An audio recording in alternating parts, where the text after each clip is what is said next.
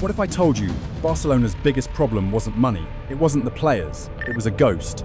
I am Pep Guardiola, and this is the New champions of Spain are the new champions of Europe. It's a treble in all, and Guardiola has had a fantastic first season. For 10 years, they tried to copy Pep Guardiola, and it almost destroyed them.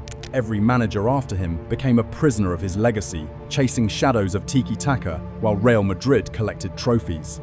Then, the one man who humiliated them 8-2 arrived, and he saved the club by ignoring everything it stood for. But how did he do it, and why Europe should become afraid of them? In 2008, Barcelona cemented itself as the greatest club side ever. Under Pep Guardiola, they didn't just win, they redefined what winning looked like. They were utterly dominant. La Liga, Copa del Rey, the Champions League, a treble. For the first time in Spanish football history, one club had conquered every major front in a single season. And Barcelona didn't stop there. They added the Supercopa de España, the UEFA Super Cup, and the FIFA Club World Cup, completing the sextuple in 2009. 6 trophies, with one idea, tiki-taka. It was perfection, institutionalized. Guardiola's Barcelona became the reference point for the next generation of Barcelonans. Clubs didn't just try to beat them, they tried to copy them. Midfields were rebuilt, academies were reshaped, philosophy became currency. But in 2012, Guardiola walked away, chasing something new. And while Barcelona remained powerful, something subtle had changed. The system stayed, the certainty didn't. After a horrendous 2013-14 season, in 2014-15, Barcelona rose again by assembling something football had never seen before. Messi, Suarez, Neymar. MSN wasn't a system, it was inevitable. Another treble followed, another Champions League, another reminder that Barcelona still owned football's highest ceiling. It felt like proof that greatness was renewable, but in truth, it was the final flare. Because beneath the trophies, the foundations were already rotting. After Guardiola, Barcelona didn't rebuild, they chased his shadow. Season after season, they tried to recreate the same idea without the structure, without the clarity, without the man who made it work. And then came 2020, the ultimate humiliation. An 8-2 defeat to Bayern Munich, Barcelona's heaviest Champions League loss. 8 goals conceded for the first time since 1946. It wasn't just a defeat, it was exposure. The aftermath was brutal. Quique Setién was sacked, Lionel Messi asked to leave, and the illusion of control was finally shattered. But the rot wasn't only on the pitch. Years of reckless spending, bloated wages, short-term fixes dressed up as ambition had left Barcelona plunging into something they didn't realize. Barcelona were winning on the pitch while losing control of it. And then the bill arrived. When Joan Laporta returned as president in March 2021, he didn't inherit a rebuild, he inherited a disaster. £1.35 billion in debt, £730 million due within 12 months. They were a club technically alive, financially broken. The post-COVID collapse didn't cause the crisis, it exposed it. Barcelona could no longer live like Barcelona. And the first consequence was the most painful. Lionel Messi left, not because he wanted to, because the club couldn't afford him, and for them to keep existing, they had to say goodbye to the greatest player ever. The greatest player in the club's history walked away, not defeated, but displaced, and with him went the illusion that Barcelona could always find a way out. There was no money to buy stars, no room for mistakes, no safety net. So Barcelona turned inward to La Masia, to teenagers, to hope. Gavi, Balde, and Kurbasi, a generation was asked to grow up immediately. Then Xavi Hernandez returned, not as a savior, but as a stabilizer. Few expected anything good from him, but in a shocking turn of events, Xavi actually delivered. He restored pride, he restored order. And in 2023, he delivered La Liga. Against the odds, Barcelona were champions again. For a moment, it felt like the club had cheated the cycle. Then he also found them yet another gem in the La Masia Academy, a 16-year-old Lamine Yamal. But stability isn't the same as direction. The football became rigid, the margins disappeared, and when the pressure returned, the structure cracked. By 2024, Barcelona was no longer collapsing, but they weren't climbing either. They were stuck between what they wanted to be and what they could afford to be. And that's when the club made its most dangerous decision in years, to hand the future to a man who didn't believe Barcelona needed saving. What came next wasn't another rebuild, it was something far more unsettling. Before we continue the video, I want to give a quick shout out to today's sponsor, OK Jersey. If you love football shirts but don't want to spend a crazy amount of money on a single jersey, OK Jersey is a great option. They offer football jerseys at really affordable prices while still keeping a high level of quality. The fit is good, the material feels solid, and the prints actually last. They have a huge selection of clubs and national teams, including current season jerseys and classic designs. And to make it even better, you can use my discount code MOUSE to get 8% off your entire order. So check out OK Jersey through the link in the description, and don't forget to use the code MOUSE. By 2024, Barcelona was operating with limits it had never known. Financial restrictions, squad imbalance, a fan base exhausted by excuses. The margin for error was gone. Xavi left quietly, not in failure, but in exhaustion. He had steadied the club, but he couldn't take it any further. And now, Barcelona was faced with a choice. Do they protect the idea, or do they protect the club? Because the truth was uncomfortable. Barcelona couldn't afford patience anymore. That's why the name Hansi Flick felt wrong. He was not Catalan. His idea of football wasn't of Cruyffian royalty, and he wasn't even Spanish. This was the man whose Bayern Munich humiliated Barcelona 8-2. The architect of their worst European night. A coach who believed in intensity over aesthetics, verticality over control, pressing over possession. To many, it felt like betrayal to the very soul of the club. Barcelona had always hired managers who believed in the idea. Flick didn't arrive preaching philosophy. He arrived preaching standards. And worse, he came with baggage. Hansi Flick was just coming off the back of a disastrous stint with Germany, a national team that looked confused, passive, and lifeless. Flick had been sacked, written off, labelled a system coach who only worked with elite squads. So when Barcelona appointed him in May 2024, the reaction was mixed at best. This appointment looked like a desperate measure. But desperation has a way of sharpening decisions, because when Laporta and Deco looked past the noise, they saw something Barcelona desperately lacked.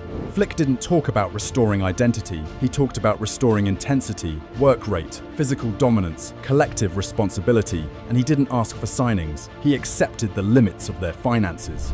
Worked with his squad full of kids, and where others would complain, Flick adjusted. Training sessions became shorter, sharper, and ruthless. Roles became simpler. Expectations became non-negotiable. No one was guaranteed minutes, not by name, not by reputation. And something unexpected happened. The players listened, and when it finally clicked, they exploded. In 2024, the press became aggressive, relentless, coordinated, and what followed was something no one could ever predict. 44 wins, including 28 in the league, which gave them the La Liga title, 9 in the Champions League, including a semi-final that was one for the ages, 5 wins in the Copa del Rey, and 2 wins in the Spanish Super Cup. Barcelona ended the season with 2 major trophies. But beyond the trophies, the 2024-25 season saw the Blaugranes rack up the 3rd biggest goal total in their history, 174 goals. This was well ahead of second-place Paris Saint-Germain on 147, Bayern Munich on 138, and Real Madrid on 137. And that's when people began to notice something disturbing. Barcelona weren't winning because they were Barcelona anymore. Hansi Flick was doing something entirely new to their DNA. Hansi Flick wasn't restoring the past, he was erasing it. But to understand why this worked, why it worked so fast, we need to understand the man Barcelona handed the keys to. Because Flick didn't change Barcelona with tactics, he changed them with something far more dangerous, a single rule. I'm sure you remember that German team that destroyed Brazil 7-1 in the World Cup semi-final. Second time around. He's first in the World Cup finals. He tucked it away with some din. 6-2, the most extraordinary scoreline. Oscar into the one game that Brazil did not want to play. Toni Kroos.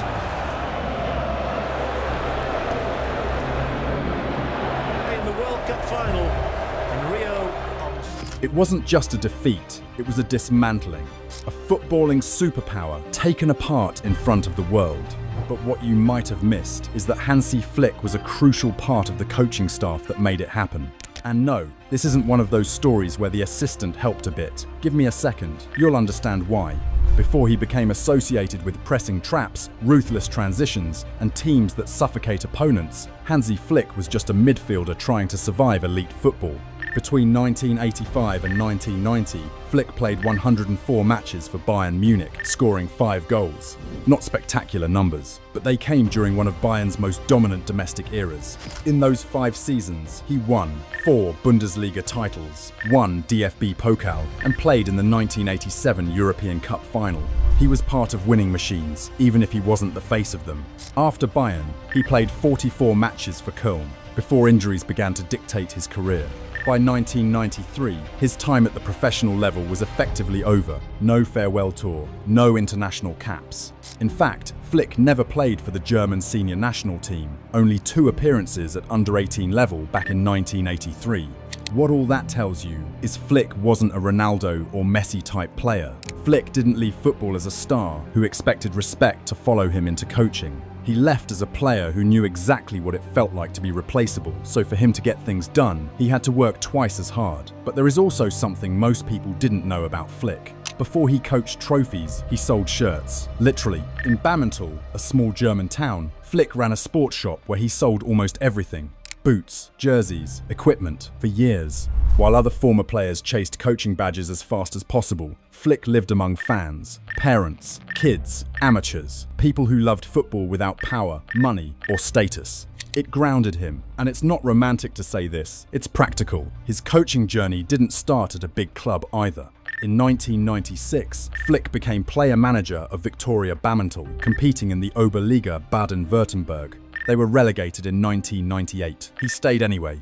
That's important. He wasn't chasing optics. He was learning how teams function when nothing goes right.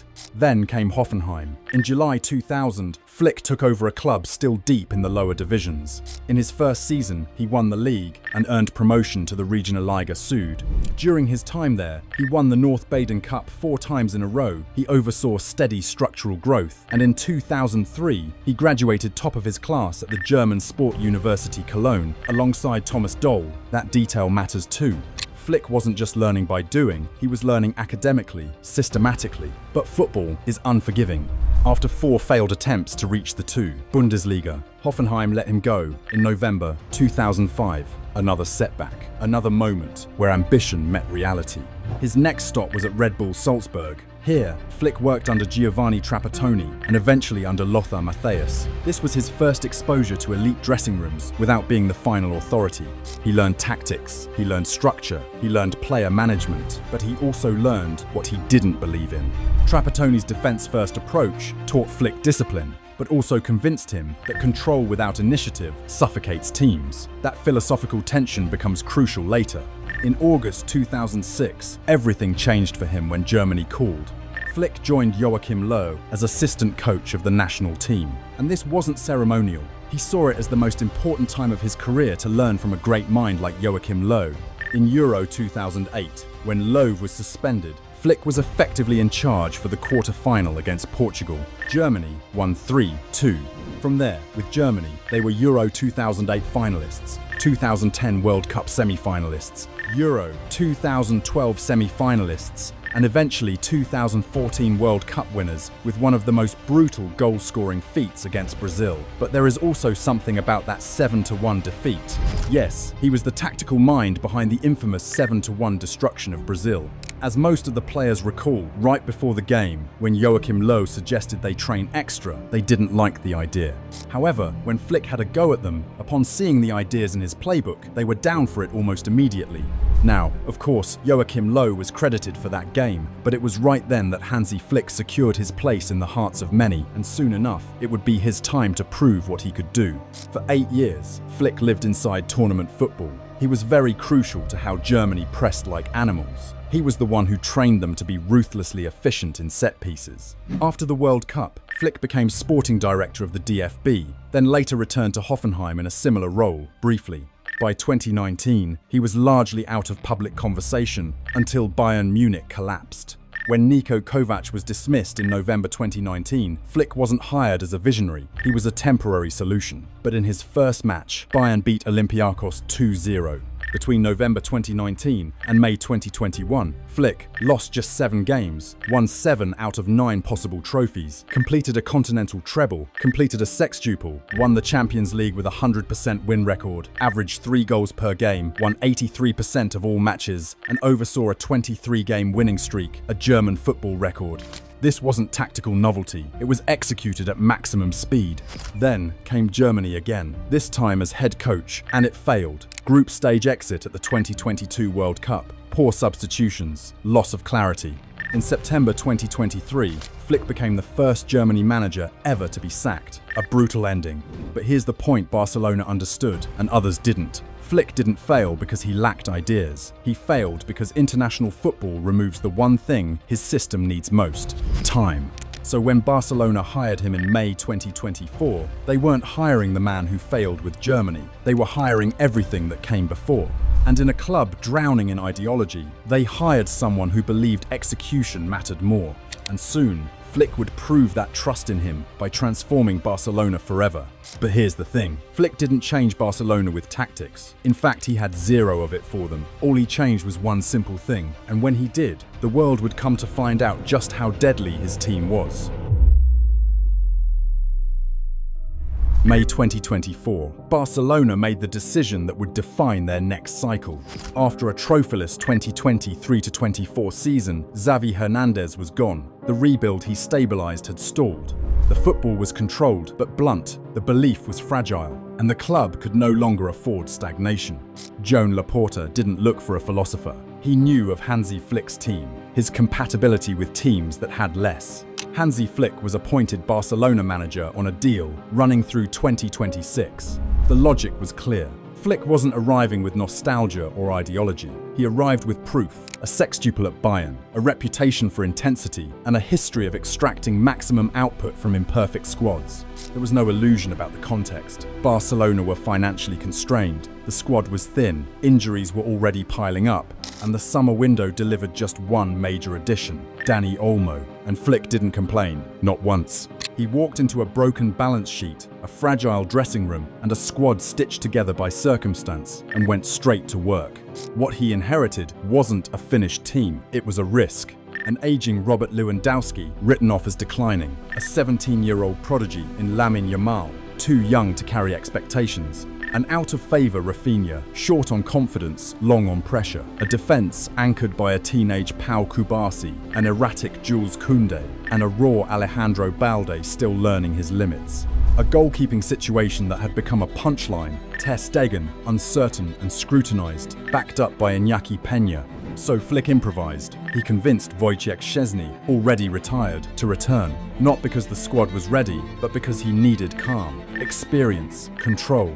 That was Flick's first statement. We will use what we have, and we will make it work. Training intensity went up immediately. Standards became non-negotiable. Minutes were earned, not protected, and something shifted.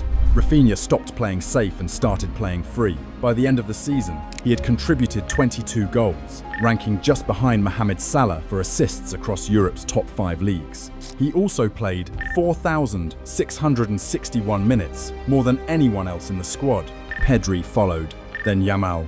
Lamine Yamal finished the campaign with 21 goal contributions, at an age where most players are still learning positioning drills. He wasn't sheltered, he was trusted. And Lewandowski, he exploded. 42 goals across all competitions. 27 in La Liga, 11 in the Champions League. 2 goals in the final match of the season pushed him past 100 goals for Barcelona. This wasn't a revival, it was a reassertion. Flick didn't shrink the squad, he expanded it. Over the season, 30 players were used. Academy debuts followed. Dani Rodriguez, Tony Fernandez, Andres Cuenca. Youth wasn't a necessity, it was a weapon. And he used that weapon to effectively dew Real Madrid. Not once, not twice, but 4 times. In fact, in 6 El Clasico matches since Flick's arrival in Spain, he's won Madrid 5 times. By autumn 2024, Barcelona were top of La Liga. As for Europe, they were even more dangerous. The Champions League group stage clash between the new-look Barcelona versus Bayern Munich was personal.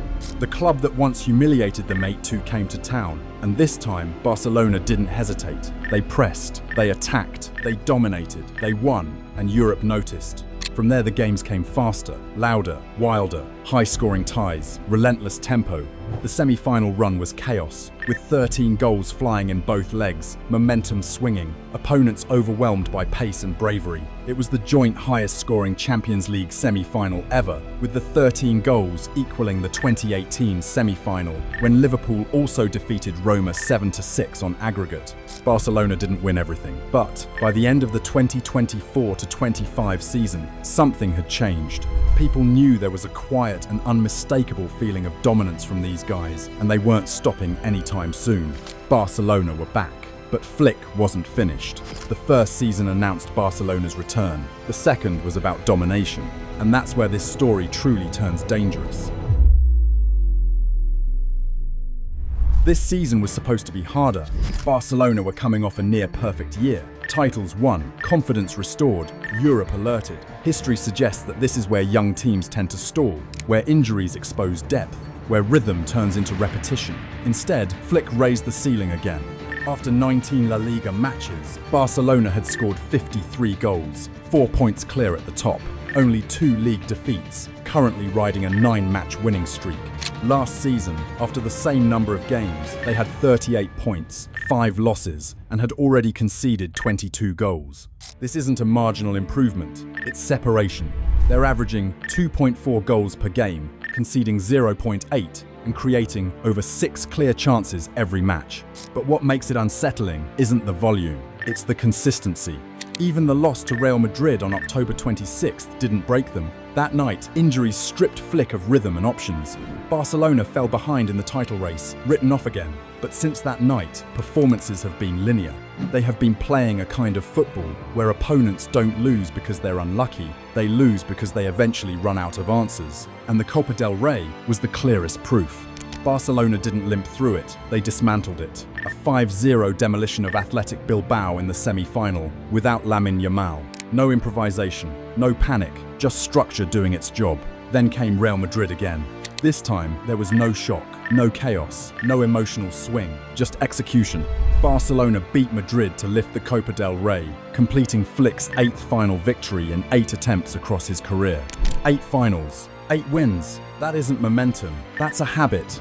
This season feels different because it doesn't rely on magic. Lewandowski still scores, Rafinha still creates, Yamal still bends games, but Barcelona doesn't wait for them anymore. They beat teams the same way, regardless of who starts, who scores, or who's missing. And that's why this version of Barcelona is more dangerous than the one that won everything last year.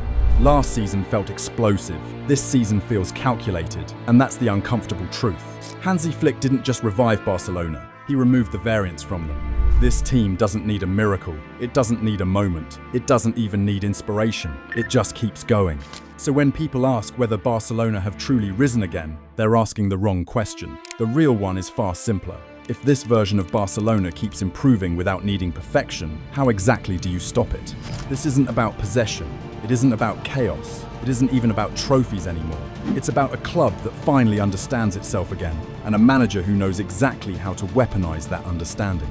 If you enjoyed this video, subscribe to the channel, because the next chapter of this story won't be about rebuilding, it'll be about domination. If you would like to see the story of how a defender became so overpowered, he outscored every attacker, check out our video here.